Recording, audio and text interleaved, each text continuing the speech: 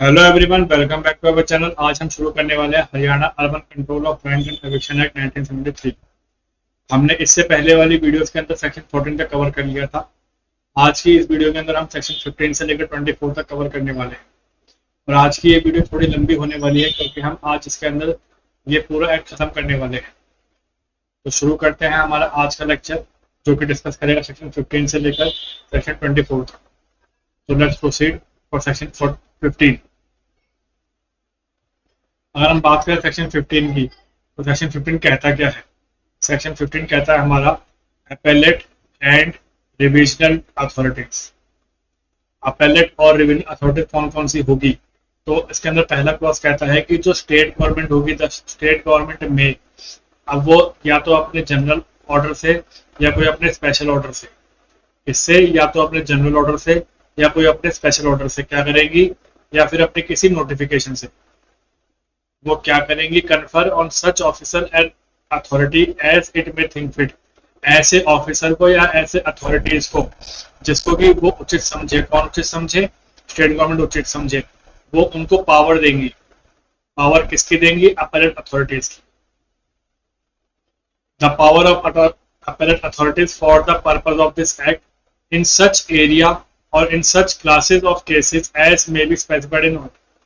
उन एरिया के लिए या उन स्पेसिफाइड केसेस के लिए जो कि उस ऑर्डर के अंदर मेंशन होगा, जो कि कौन इशू करेगा? स्टेट गवर्नमेंट इशू करेगी। अब इसके अंतर्गत कोई भी ऐसा पर्सन हो जो कि कंट्रोलर के ऑर्डर से खुश नहीं हो, कंट्रोलर के ऑर्डर से संतुष्ट नहीं हो, तो वो 30 दिनों के अंदर अंदर, विद इन 30 डेज। और 30 डेज कब से? जब से कंट्रोलर ने ऑर्डर दिया हो, या फिर उससे ज्यादा भी हो सकते हैं, लेकिन उस आदमी को, अथॉरिटी को संतुष्ट करना पड़ेगा, अपीलेट अथॉरिटीज को उस आदमी को संतुष्ट करना पड़ेगा कि मैं किसी कारण से या इस समय पर ये कंप्लेंट लॉन्च नहीं कर पाया। और अगर वो संतुष्ट कर देता है तो वो जो अपीलेट अथॉरिटीज हैं वो उसको कंप्लेंट उसकी 30 दिन के बाद भी ले सकती है। क्लॉज 2 में यही लिखा है, any person aggrieved by the order passed by the controller may within 30 days. पहला, और ये हमें याद रखना है, 30 days from the date of such order or such longer period as authority may allow. अब यहाँ पर उसको अलाउ करने की या डिस अलाउ करने की अथॉरिटी किसके पास है? अपीलेट अथॉरिटी के पास। इन रिकॉर्ड इन राइटिंग, और अगर उसको अलाउ किया है तो उसको अलाउ क्यों किया है, तो ये लिखित में किसको रिकॉर्ड में रखना पड़ेगा? अपीलेट अथॉरिटीज को। Prefer an appeal in writing to the appellate authority having jurisdiction in computing the period of 30 days. अब इन 30 दिन को गिनने के लिए हमें क्या करना पड़ेगा? In computing the period of 30 days the time taken to obtain a certificate copy of the order appeal against shall be excluded. जो हमें उस ऑर्डर का सर्टिफिकेट कॉपी सर्टिफाइड कॉपी लेने के लिए जो हमें टाइम लगा है वो इसमें इंक्लूड नहीं होगा। जैसे कि एग्जांपल लेते हैं कि मेरे अगेंस्ट में एक ऑर्डर आया, जो कि ऑर्डर पास किया कंप्लेनेंट ने, सपोज 30 जून 2021 को, लेकिन उसकी सर्टिफाइड कॉपी मेरे को मिली है 15 जुलाई 2021 को। तो ये जो 30 जून से लेकर 15 जुलाई तक का टाइम है, ये इस 30 डेज के अंदर इंक्लूड नहीं होगा। मेरे को जो ये 15 तारीख को मिली है सर्टिफाइड कॉपी, इस 15 दिन से 30 दिन इंक्लूड होंगे, मतलब 45 डेज तक। इस 15 दिन से 30 दिन तक, मतलब 15 अगस्त तक मैं अप्लाई कर सकता हूँ। यहां तक की बात क्लियर है। अब अगर हम बात करें क्लॉज 3 की, on such appeal being preferred the appellate authority may order stay of further proceeding. अब अपीलेट अथॉरिटी अगर चाहे तो उस प्रोसीडिंग के ऊपर स्टे भी लगा सकती है। In the matter pending decision of the appeal. Clause 4 कहता है, the appellate authority shell decide the appeal after sending for the record of the case for the controller and after giving the parties an opportunity of being heard if necessary, after making such further inquiry as it think fit, either personally or through control। अब जो appeal आई है उसके ऊपर पहले appellate authority controller से report लेगी, उसके बाद जो पार्टियां हैं उनको दोनों को सुनेंगी, उनके सबके पक्ष लेंगी और उसके उनको पूरा अपॉर्चुनिटी देगी कि आप अपने पक्ष में जो भी कह सकते हो वो कह लो। और उसके बाद जो अथॉरिटी है वो अपने बिहाफ पर, अपने पार्ट पर इंक्वायरी करेगी और इंक्वायरी जब करेगी उसके बाद वो कोई फैसला लेगी कि उसे आगे क्या करना है। ये हमें लिखा है क्लॉज 4 के अंदर। अब हम बात करें क्लॉज 5 की। The decision of the appellate authority and subject to such decision the order of the controller shall be final and shall not be liable to be called in question the. मतलब जब जो उस authority का decision आ गया, उस authority कौन सी, appellate authority का अगर जो डिसीजन आ गया तो वो किसी भी कोर्ट के अंदर क्वेश्चनेबल नहीं होगा, लेकिन एक्सेप्ट प्रोवाइडेड इन सबसेक्शन 6। अब ये सबसेक्शन 6 क्या है वो हम अभी देखेंगे।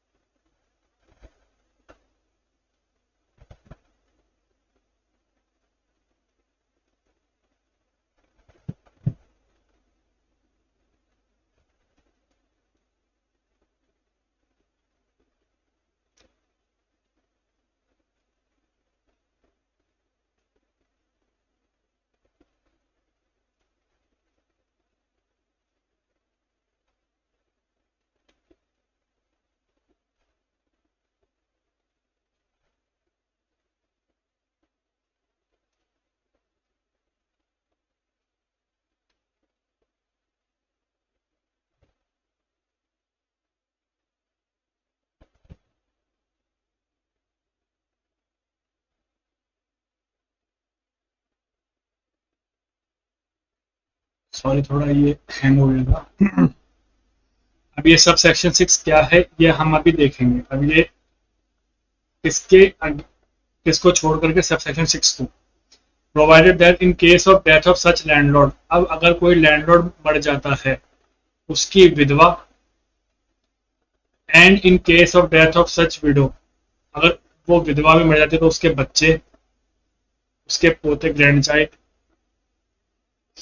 और widowed daughter-in-law who was dependent upon him at the time of his death shall be entitled to make application। कोई ऐसा लैंडलॉर्ड है जो खुद मर गया लेकिन अपने पीछे अपनी विधवा छोड़, अगर विधवा भी नहीं है तो उसके बच्चे या उसके पोते या उसकी विडो डॉटर इन लॉ, तो वो उस मरे हुए लैंडलॉर्ड के बिहाफ पर एप्लीकेशन दायर कर सकते हैं। यहां तक की बात क्लियर है। In the case of death of such landlord before the commencement of Haryana urban, अगर कोई डेथ इस एक्ट के पास होने से पहले हुई है तो उस एक्ट के पास होने के 1 साल के अंदर अंदर हमें एप्लीकेशन दायर करनी पड़ेगी। और अगर कुछ ऐसी डेथ है जो इसके बाद हुई है, इस एक्ट के कमेंसमेंट के बाद हुई है, but before the date of his retirement or discharge, तो उस केस के अंदर उसकी डेथ के 1 साल के अंदर अंदर। और दूसरा, in the case of death of such landlord after such commencement and the date of retirement, जहां पर इस एक्ट के आने के बाद भी हुआ है और उसकी रिटायरमेंट के बाद उसकी डेथ हुई है, तो भी within 1 year from the date of such retirement or discharge. यहां तक की बात क्लियर है। And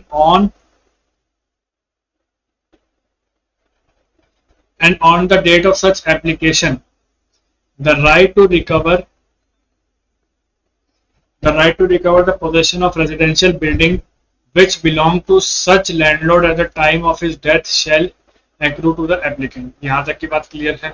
Where an application is made by the landlord who is or was employee of a government of India, कोई ऐसा landlord है जो कि गवर्नमेंट ऑफ इंडिया के अंतर्गत एम्प्लॉय हो या हरियाणा सरकार के अंतर्गत एम्प्लॉय हो या किसी अन्य सरकार बोर्ड के अंदर एम्प्लॉय हो या किसी अन्य कॉर्पोरेशन ऑफ हरियाणा के अंदर एम्प्लॉय हो, तो इसमें क्या होगा, within 1 year prior to or after date of retirement or within 1 year from the date of commencement of Haryana urban act whichever is later. अब यहाँ पर जो इंपॉर्टेंस दी गई है लेटर को दी गई है, ना कि अर्लियर। तो उस केस में on the ground of mention in subsection 1 of clause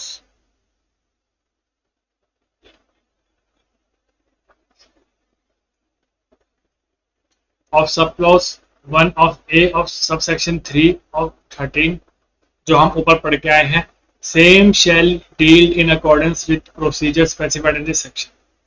उसी तरीके से होगा जैसे सेक्शन 13 के सबसेक्शन 3 के क्लॉज ए के क्लॉज 1 के अंतर्गत आए। यहां तक कि हमारी बात क्लियर है। अब हम देखते हैं आगे। अब क्या होगा, जो कंट्रोलर है वो समन भी इशू कर सकता है। The controller shall issue the summon in relation to every application referred in subsection 1। अब सबसेक्शन 1 में क्या थी वो हम ऊपर पढ़ के आए हैं।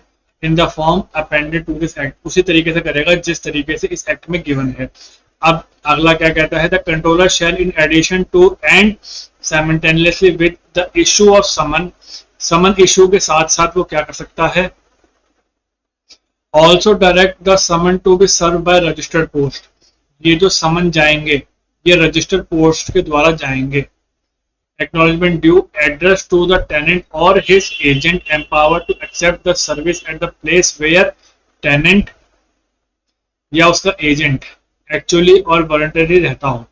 मतलब वो जो समन भेजे जाएंगे या तो उस टेनेंट के परमानेंट एड्रेस पे भेजे जाएंगे या उसके टेम्परेरी एड्रेस पे भेजे जाएंगे जहां पर भी वो पाया जा सकता हो, और साथ साथ उसके एजेंट के एड्रेस पे भी वो भेजे जाएंगे जहां पर वो पाया जाता हो, या जहां पर वो अपना बिजनेस करता हो, या जहां पर वो अपने पर्सनल काम करता हो, वो किसी भी प्रॉफिट को गेन करने के लिए। If the circumstances of the case so require also direct the publication of summon in newspaper. अगर कंट्रोलर को जरूरी लगता है तो वो उसके समन्स अखबारों में भी निकाल सकता है। Circulating in the locality in which the tenant is last known, जहां, और वो कहाँ निकालेगा, जहां पर उसको अंतिम बार देखा गया था, किसको, टेनेंट को। टू हैव रिसाइड और कैरी ऑन बिजनेस और पर्सनली वर्क। अब यहाँ तक हमें बात क्लियर है। इसमें सिर्फ इतना बोला गया है कि ये जो समन है इनको हम न्यूज़पेपर में भी दे सकते हैं, और न्यूज़पेपर में कौन देगा, न्यूज़पेपर में देगा controller. When an acknowledgement purporting to be issued by the tenant or his agent received by the controller, जब कोई एक्नॉलेजमेंट ऐसी है जो कि किसने बनाई हो, टेनेंट ने या टेनेंट के एजेंट ने, और वो किसको रिसीव हो गई हो, कंट्रोलर को, या किसी रजिस्टर्ड आर्टिकल या कोई ऐसा रजिस्टर्ड आर्टिकल हो जिसके अंदर समन, मतलब ये मान लीजिए समन के पीछे साइन किया हुआ डॉक्यूमेंट उसको मिल गया हो, किसको, कंट्रोलर को। तो उस केस में क्या होगा, made by the postal employ to effect that the tenant और his agent has refused to take the delivery of the registered article, the controller may declare that there have been valid service of summon. अगर किसी tenant ने या किसी tenant के agent ने वो समन लेने से मना कर दिया हो, तो जो वो ऑफिसर गया था, कोर्ट का ऑफिसर गया था या जो पोस्ट का ऑफिसर गया था, वो उसको ये सूचना देगा कंट्रोलर को कि इसने लेने से मना कर दिया है। तो उस कंडीशन में यहाँ पर ये जो कंट्रोलर है ये क्या कहेगा, controller may declare that there has been valid service of summon. उसने बोला, कंट्रोलर बोलेगा कि हमारी तरफ से समन की सर्विस कर दी गई है, अब इररिस्पेक्टिव ऑफ द फैक्ट कि उसने वो समन लिया हो चाहे वो ना लिया हो।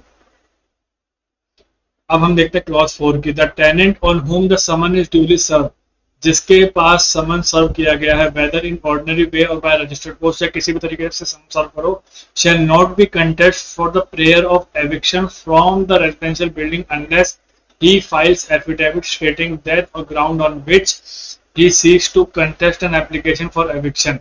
मतलब अगर किसी को समन भेजा गया है तो वो एविक्शन के अगेंस्ट पर कोई प्रेयर नहीं कर सकता, लेकिन अगर उसको प्रेयर करनी है तो उसको एफिडेविट शामिल करना पड़ेगा। And obtain leave from the controller, और इसकी परमिशन उससे किससे लेनी पड़ेगी, कंट्रोलर से, as hereinafter provided. अब ये कहाँ दे रखे हैं वो हम आगे देखेंगे। एंड इन डिफॉल्ट ऑफ इस अपीयरेंस, अगर वो उस समन पर पेश नहीं होता है तो क्या होगा, और अगर वो उस समन पर जानबूझ के नहीं होता तो क्या होगा, the statement made by the landlord. तो उस कंडीशन में ये होगा कि जो लैंडलॉर्ड ने उस टाइम पर स्टेटमेंट दी है उस डेट पर आकर कोर्ट के अंदर स्टेटमेंट दी है, in the application for the eviction shall be deemed to be admitted by the tenant. तो ये माना जाएगा कि ये जो लैंडलॉर्ड ने अपनी स्टेटमेंट दी है वो टेनेंट ने एक्सेप्ट कर ली है और टेनेंट उससे रजामंद है। And the applicant shall be entitled to an order for eviction on the ground of aforesaid. अगर टेनेंट नहीं आ पाता है तो उस कंडीशन में लैंडलॉर्ड की स्टेटमेंट को इंपॉर्टेंस दी जाएगी और यही माना जाएगा कि टेनेंट को इस चीज से कोई ऑब्जेक्शन नहीं है। अब हम देखते हैं the controller shall give tenant leave to contest application if affidavit filed by the tenant disclose such fact as would disentitle the landlord from obtaining an order for recovery of possession of residential building on ground specified in sub clause 1 of clause A of subsection 3 of 13। ये ऊपर वाली बात है section 13 के subsection 3 के clause A के सब clause 1 की बात कर रहा है। अब अगर ऐसा लगता है कंट्रोलर को कि कुछ ऐसे फैक्ट हैं जो टेनेंट द्वारा नहीं उठाए गए या जो लैंडलॉर्ड द्वारा नहीं उठाए गए, तो टेनेंट उस केस के अंदर एक एफिडेविट दायर करके कंट्रोलर के समक्ष अपनी बात रख सकता है। अगला point, where leave is granted to tenant in contest of application the controller shall commence the hearing of the application as early as practicable. जहां पर कोई लीव दी गई है कंट्रोलर द्वारा तो उस केस की जो सुनवाई होगी वो शीघ्र अतिशीघ्र होनी चाहिए।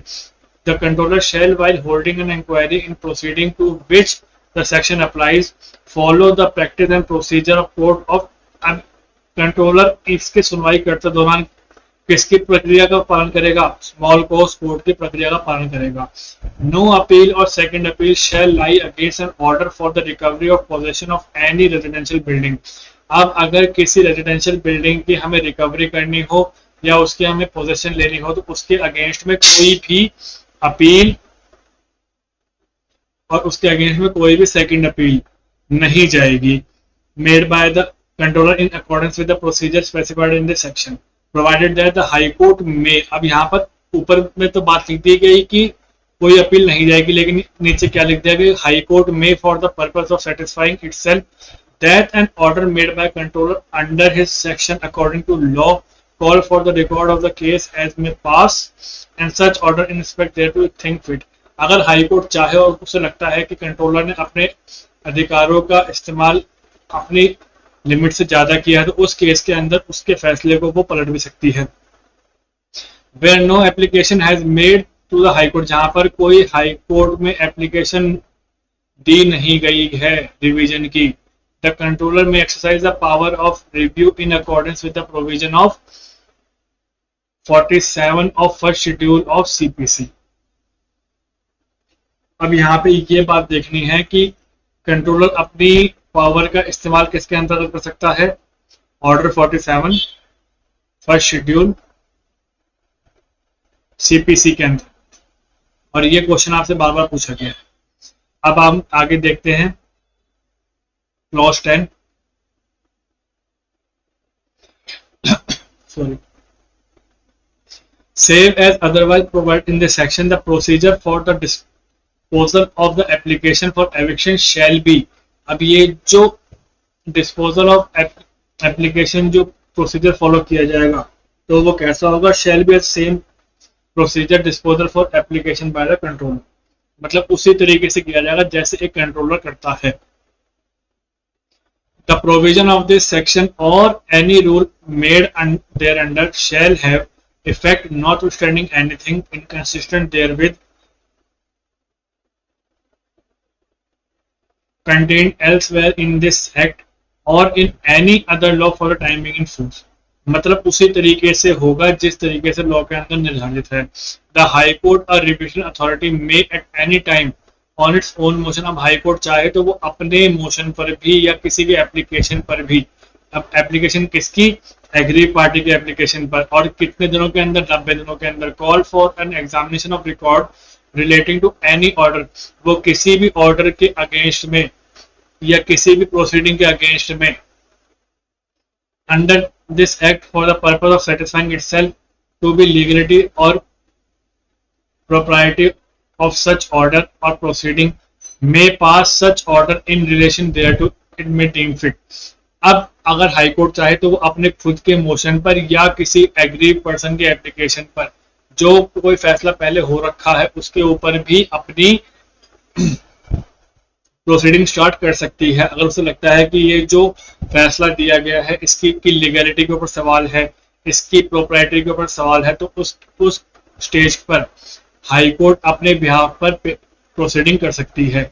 इन कंप्यूटिंग अब जब हम इसके 90 दिन गिनेंगे, in computing the period of 90 days time taken to obtain, अब यहाँ पर भी जो हमें उस ऑर्डर की सर्टिफाइड कॉपी लेने में टाइम लगा है वो भी एक्सक्लूड कर दिया जाएगा। ये हमें देखा सेक्शन 15। अब हम देखते हैं सेक्शन 16। सेक्शन 16 में कह दिया power to summon and enforce attendance of witness, विटनेसों को समन देने की पावर और विटनेसों की अटेंडेंस लेने की पावर कहाँ दे रखी है सेक्शन 16 के अंदर, और इसकी कौन लेगा? An authority exercising power under act, कोई भी ऐसी अथॉरिटी जिसको कि इस एक्ट के अंतर्गत पावर दी गई है। Shall have the same power summoning, उसके पास वो सभी पावर है किस किस की, एक तो समन करने की और एक अटेंडेंस लेने की। अटेंडेंस किसकी लेगा? विटनेस की लेगा। And compelling the production of evidence as are vested in the court of CPC, मतलब उसी तरीके से उसकी अटेंडेंस ली जाएगी, उसी तरीके से उसको समन दिए जाएंगे जिस तरीके से सीपीसी के अंदर हमें मेंशन है। ये हमें दे रखा है सेक्शन 16 के अंदर। अब हम बात करते हैं सेक्शन 17 जो कि बात करता है कॉस्ट की। अब अगर हम बात करेंगे कॉस्ट की, द कंपनसेशन, पहली चीज कंपनसेशन या कोई भी cost of incident to all proceeding before the controller, controller के समक्ष की गई कोई भी प्रोसीडिंग, उसका जो कंपनसेशन बनता है, उसकी जो कॉस्ट बनती है, द अपीलेट अथॉरिटी और the revision authority shall be in the discretion of the controller.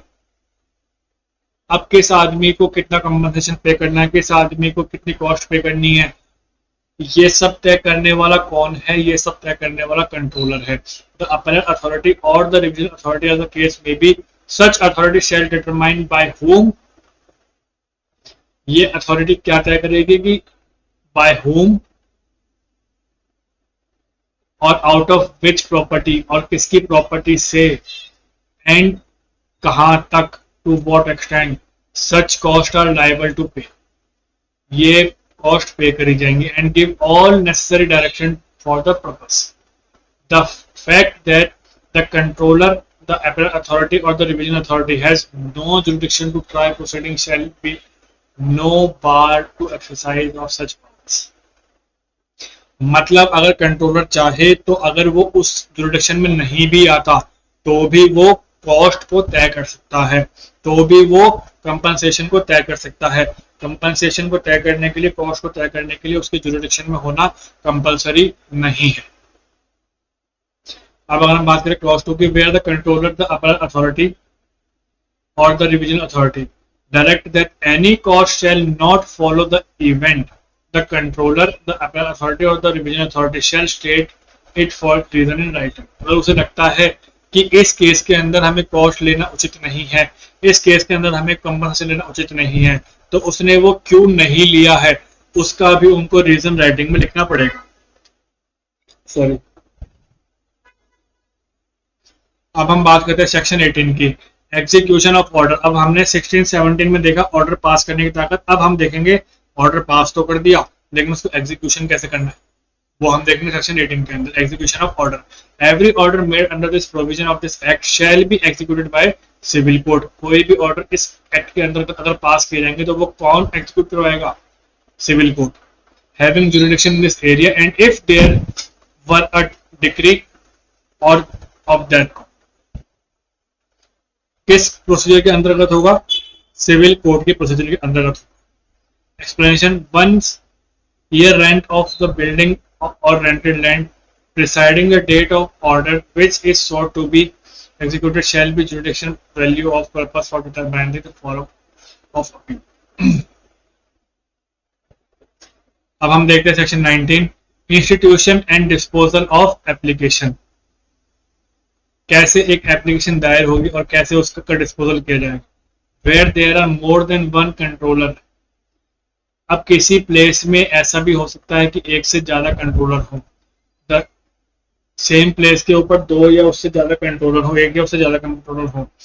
The application shall be made to the controller who is authorise, जो उस एप्लीकेशन को लेने के ऑथराइज हो उसके पास एप्लीकेशन दी जाएगी। Such controller shall either keep the application on his file or make over the same to some other controller। अब जब उसके बाद एप्लीकेशन दी जाएगी तो वो उस एप्लीकेशन को अपनी फाइल में पिनअप करेगा या किसी और कंसर्न कंट्रोलर को वो भेज देगा। अब ये बात थी हमारी 19 की। अब हम बात करते हैं 20 की। पावर टू ट्रांसफर प्रोसीडिंग, अब किसी प्रोसीडिंग को ट्रांसफर करने का अधिकार किसके पास है, तो वो अधिकार है हाई कोर्ट के पास। और ये बात हमें सीपीसी में भी मिलती है सेक्शन 24 के अंदर। अब अगर हम इसकी बात करें तो high court may on application made to it or otherwise, high court अगर चाहे तो उसके पास यदि कोई एप्लीकेशन आई हो या किसी और तरीके से by order transfer any proceeding pending before any appeal authority to another appeal authority. अगर हाई कोर्ट के पास कोई एप्लीकेशन आती है कि मेरी यहाँ पर प्रोसीडिंग चल रही है लेकिन मैं चाहता हूं कि ये यहां से हटकर वहां हो जाए, तो इस केस में हाई कोर्ट पहली वाली अथॉरिटी से केस उठा करके दूसरी वाली अथॉरिटी में डाल सकता है। And the appellate authority to whom the proceeding are to be transferred may subject to any special direction in order to transfer dispose or proceeding. मतलब अगर हाई कोर्ट ने किसी और अथॉरिटी को केस ट्रांसफर किया है तो केस तो ट्रांसफर करेगी और हाई कोर्ट साथ साथ उस अथॉरिटी को डायरेक्शन भी देगी कि आपको ये केस इस तरीके से हियर करना है। यहां तक की बात क्लियर है। And appellate authority may on application made or otherwise by order transfer any proceeding before any controller to another controller within his jurisdiction and controller to whom the proceeding are to be transferred may subject to special direction।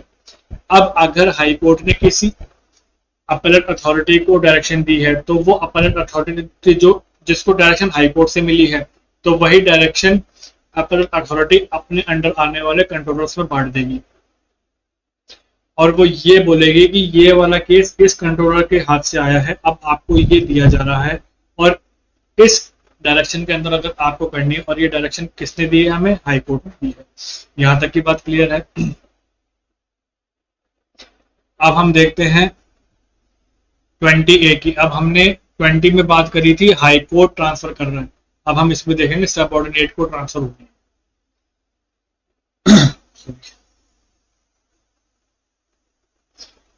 Transfer of proceeding and filing of appeal and revision against order of subordinate and district judges।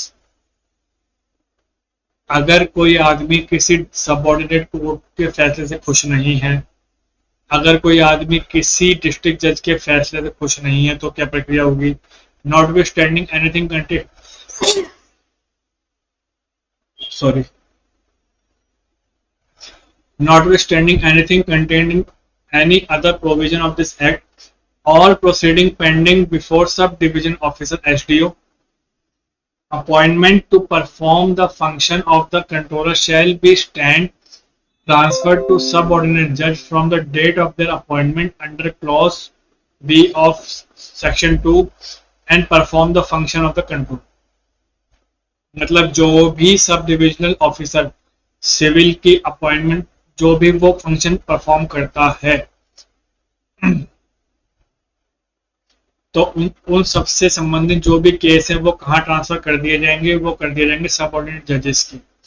अब वो कहाँ पे mention है, जो section 2 clause B के अंदर हमें given है। और an appeal from the order of sub division officer civil appointed to perform the function of the controller shall lie to district judge। अब इनकी अपील कहाँ जाएगी, डिस्ट्रिक्ट जज के पास। ऊपर वाले में प्रोसीडिंग है वो जाएगी सबऑर्डिनेट जजेस के पास, इस वाले में अपील है, अपील जाएगी डिस्ट्रिक्ट जज के पास, प्रोसीडिंग जाएगी सबऑर्डिनेट जजेस के पास। अब सबऑर्डिनेट कौन कौन होते हैं, सिविल जज, सीनियर डिवीजन, सिविल जज, जूनियर डिवीजन। और अगर कोई इनसे भी संतुष्ट नहीं है तो इसकी अपील जाएगी डिस्ट्रिक्ट कोर्ट के पास। Confer the power of the appellate authority and the revision from the order of such appellate authority shall lie, और इनकी जो रिवीजन है वो जाएगी हाई कोर्ट के पास। मतलब प्रोसीडिंग चलेगी सबऑर्डिनेट कोर्ट के अंदर, अपील जाएगी डिस्ट्रिक्ट कोर्ट के अंदर, और रिवीजन जाएगी हमारी किसके अंदर, हाई कोर्ट के अंदर। यहां तक की बात क्लियर है। Any appeal from the Any appeal from the order of HDO civil appointed to perform the function of the controller has been filed with the। अब कोई अगर आदमी HDO की अपील से संतुष्ट नहीं है तो उसको डेप्यूटी कमिश्नर के पास फाइल करनी पड़ेगी उसकी अपील, और वो जो होगा डेप्यूटी उसके पास, अगर उससे भी संतुष्ट नहीं है तो हम जाएंगे डिस्ट्रिक्ट जज के पास, फिर हाई कोर्ट के पास। यहां तक की बात क्लियर है। अब यहाँ पे आपको सिर्फ ये सीक्वेंस याद रखना है, आपसे सिर्फ ये सीक्वेंस पूछे जाएंगे, पहले किसके पास जाना है, उसके बाद किसके पास जाना, फिर उसके बाद किसके पास जाना है। यहां तक की बात क्लियर है। अब 21, landlord and tenant to furnish particulars. अब कुछ ऐसे पर्टिकुलर्स होंगे, कुछ ऐसा विवरण होगा जो लैंडलॉर्ड और टेनेंट दोनों को देना पड़ेगा। Every landlord and tenant of the building और rented land shall bound to furnish to the controller. अब वो क्या करना पड़ेगा, अपनी क्या क्या जानकारी देनी पड़ेगी, और any other person such particulars in respect of such building और landed as may be prescribe. वो सभी जानकारियां कंट्रोलर को या किसी अन्य अधिकारी को जो लॉ द्वारा प्रमाणित है उसको देनी पड़ेगी, जो कि इस पर्टिकुलर फॉर्म में प्रिस्क्राइब्ड है। अब हम बात करेंगे सेक्शन 22 के अंदर पेनल्टीज के बारे में। If any person contravenes any provision in section 8 clause 2, penalties हम किसकी बात कर रहे हैं, सेक्शन 8 क्लॉज 2। अगर इसके प्रोविजन किसी ने नहीं माने तो क्या होगा, या फिर सेक्शन 10 सब क्लॉज 1 का हमने नहीं माना, सेक्शन 11 को हमने नहीं माना, 21 को हमने नहीं माना, तो वो ही shall be liable for punishment with fine extend to 1000 rupees, 1000 रुपए तक के लिए वो लाइबल होगा। अगर उसने सेक्शन 10 के प्रोविजन नहीं माने, 11 के प्रोविजन नहीं माने, 21 के प्रोविजन नहीं माने, 8 क्लॉज 2 के प्रोविजन नहीं माने। If any person contravenes any provision of clause 1 section 6 clause 1 के उसने प्रोविजन नहीं माने तो ही shall be punishable with imprisonment for the term of 2 years। यहाँ पे आपको सेक्शन और उसकी पनिशमेंट याद रखनी है। सेक्शन 21, सेक्शन 10, सेक्शन 11, सेक्शन 8 1000 रुपए, सेक्शन 6 क्लॉज 2 साल, ये आपको याद रखना है। और इसके बाद अगर हम बात करें, no court shall take cognizance of any offence under this section except, जब तक कि कोई आदमी कंप्लेंट ना करे लिखित में तब तक कोई कोर्ट अपराधों का इन मामलों का संज्ञान नहीं लेगी। No court shall take cognizance of an offence under this section except, पहला on complaint in writing of fact constitute of offence, जब तक कोई आदमी लिखित में कंप्लेंट नहीं दर्ज करवाएगा जिसके अंदर उस ऑफेंस से जुड़े हुए फैक्ट हों, और वो फाइल किसके पास करनी पड़ेगी, कंट्रोलर के पास।